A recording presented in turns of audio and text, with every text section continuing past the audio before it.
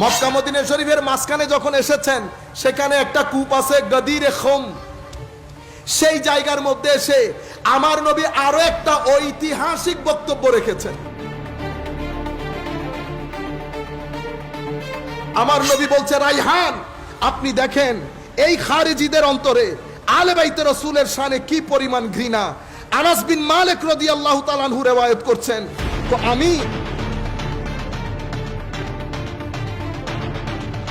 আপনি যখন এটা মুখে আনেন না, তখন আমি বলতে বাধ্য হই যে এটা মাইন্ডসেটটা খারিজি মাইন্ডসেটের হবে। খারিজি মাইন্ডসেট না হলে এই বক্তব্য তো মুখে না আসার কথা নয়। এরপরে সিহাসিত্তার কিতাবের মধ্যে আমার নবী বলছেন, আমি তোমাদের কাছে দুইটি খলিফা রেখে যাচ্ছি। কয় খলিফা? দুইটি খলিফা, একটার চেয়ে একটা বড়। একটার চেয়ে, কোনটা কার চেয়ে বড় বলে নাই, বলছে একটার চেয়ে একটা বড়। একটার চেয়ে একটা বড়। শেষ পর্যন্ত বিদায় হজ্জের ভাষণ থেকে আমার নবী ফিরতেছেন। আমার নবী, এটা বিদায় হজ্জের ভাষণ, 10ই জিলহজ হয়েছে। আস্তে আস্তে আমার নবী মক্কা মদিনা শরীফের মাঝখানে যখন এসেছেন, সেখানে একটা কূপ আছে গদিরে খুম। সেই জায়গার মধ্যে এসে আমার নবী আরো একটা ঐতিহাসিক বক্তব্য রেখেছেন।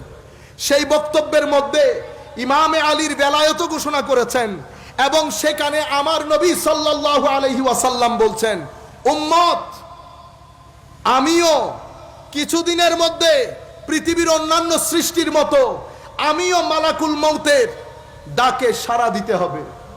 আমি তোমাদের কাছে দুটি ভারী জিনিস রেখে যাচ্ছি। আমি আমাদের ভাইদের কাছে অনুরোধ করব, বড় বড় মাদ্রাসা আপনারা বাংলার জমিনে চালান, চট্টগ্রামের জমিনও বড় বড় মাদ্রাসা। কেন? মুসলিম শরীফের রেওয়ায়ত, ইমাম মুসলিম এই রেওয়ায়তটা মুসলিমের মধ্যে এনেছেন। আপনি তিরমিজির রেওয়ায়ত বলেন, ইবনু মাজার রেওয়ায়ত বলেন, মুসলিম শরীফের এই বর্ণনা আপনার জবানে আসে না। কেন আসে না আমার ভাই? আপনি যখন এটা মুখে আনেন না, তখন আমি বলতে বাধ্য হই যে এটা মাইন্ডসেটটা খারিজি মাইন্ডসেটের হবে। আমি আপনাকে বলছি না, মাইন্ডসেটটার কথা বলছি। এটা খারিজি মাইন্ডসেট না হলে এই বক্তব্য তো মুখে না আসার কথা নয়। আমার নবী বলছেন ভারী জিনিস দুইটা। মনে রাখবেন, কোরআনের মধ্যে সাকাল শব্দটি ব্যবহার হয়েছে কোরআনের ক্ষেত্রে দুইবার, মানে কোরআন অনেক ভারী, কোরআন অনেক ভারী।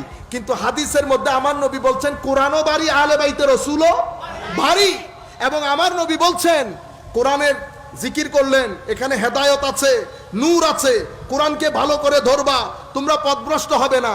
এরপরে আমার নবী আলে বাইতের কথা বলেছেন, ওয়া আহলু বাইতি ওয়া ইতরাতি আহলু বাইতি। এরপরে আমার নবী 3 বার বলেছেন, উযাক্কিরুকুমুল্লাহ ফি আহলে বাইতি, আমি আহলে বাইতের ব্যাপারে তোমাদেরকে সাবধান করছি। এই কথাটা আমার নবী 3 বার বলেছেন। কয়বার? 3 বার। এরপরে সিহাসিত্তার কিতাবের মধ্যে আমার নবী বলছেন, আমি তোমাদের কাছে দুইটি খলিফা রেখে যাচ্ছি। কয় খলিফা? দুইটি খলিফা, একটা কোরআন, একটা ইতরাতি আহলু বাইতি। ইতরাতি আহলু বাইতি, মনে রাখবা। বলে দুইটা জিনিস রেখে যাচ্ছি, একটার চেয়ে একটা বড়।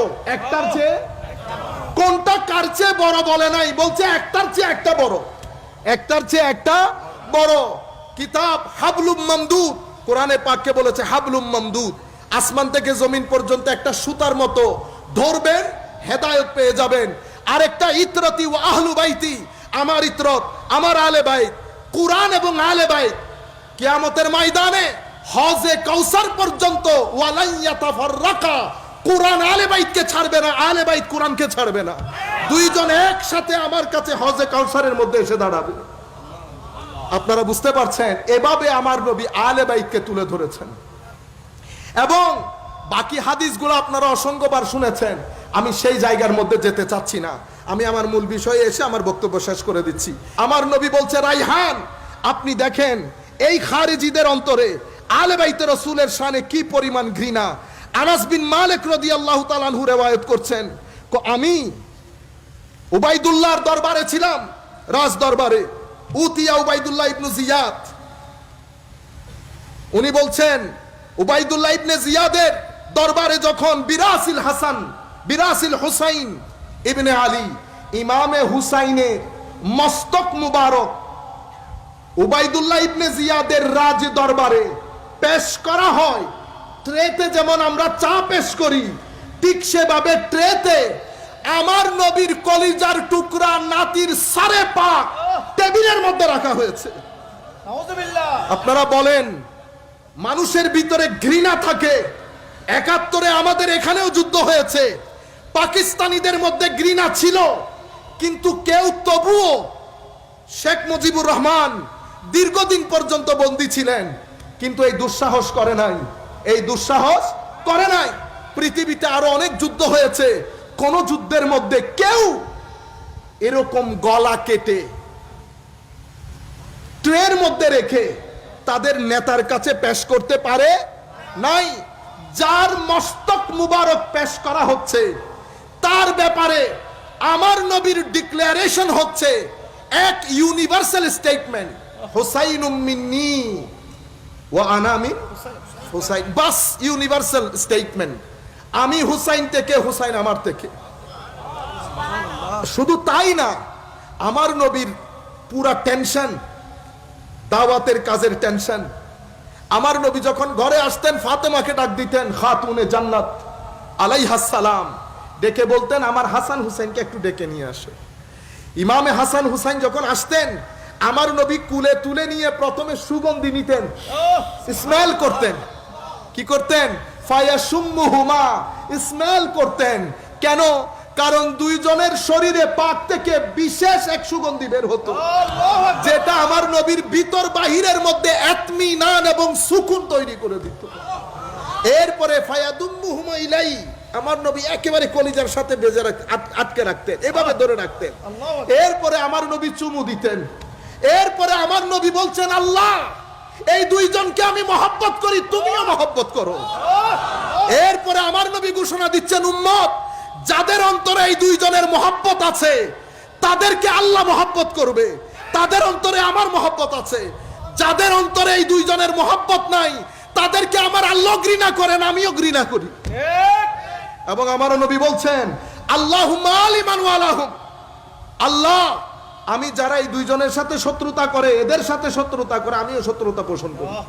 যারা দোস্তি রাখে আমিও দোস্তি রাখি। এবং একটা নির্দিষ্ট গোষ্ঠী প্ল্যান মোতাবেক এই কাজগুলা করে আমাদেরকে মেইন স্ট্রিম সোসাইটি থেকে দূরে রাখার জন্য, যেন মেইন স্ট্রিম সোসাইটিতে আমরা ঢুকতে না পারি এবং আমরা বারবার সেই ষড়যন্ত্রের শিকার হই।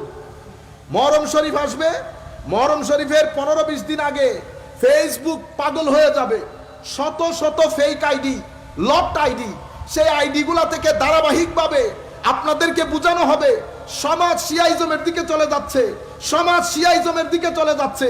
আপনার ভিতরে ভয় ঢুকিয়ে দিয়েছে। রেজাল্ট কি? শুহাদায়ে কারবালার মাহফিল, কারবালার স্মরণ নাই। শুহাদায়ে কারবালার মাহফিল, আলে বাইত রাসূলের জিকির নাই। শুহাদায়ে কারবালার মাহফিল, বসে বসে কেক আর কোক খায়। যেই 10 তারিখ 9 তারিখের বিকেল শাহাদাতে কারবালা, কারবালার প্রান্তরে কিয়ামত গেছে। কি গেছে? কিয়ামত গেছে আলে বাইত রাসূলের উপর। সেই দিন মাহফিলের মধ্যে বসে কেক খাই, কোক খাই, হাসাহাসি করি। এগুলা ফিলিংস এর বিষয়। সে ফিলিংস দুইয়ে মুছে সরকার করে দিয়েছে। ছোট থেকে বড় সবাই ভয় পায়। শিয়াইজম না প্রচার হয়ে যায়, শিয়াইজম না প্রচার। শিয়াইজম উল্টা লটকে গেলেও আহলে সুন্নাত ওয়াল জামাতকে ক্রস করতে পারবে না।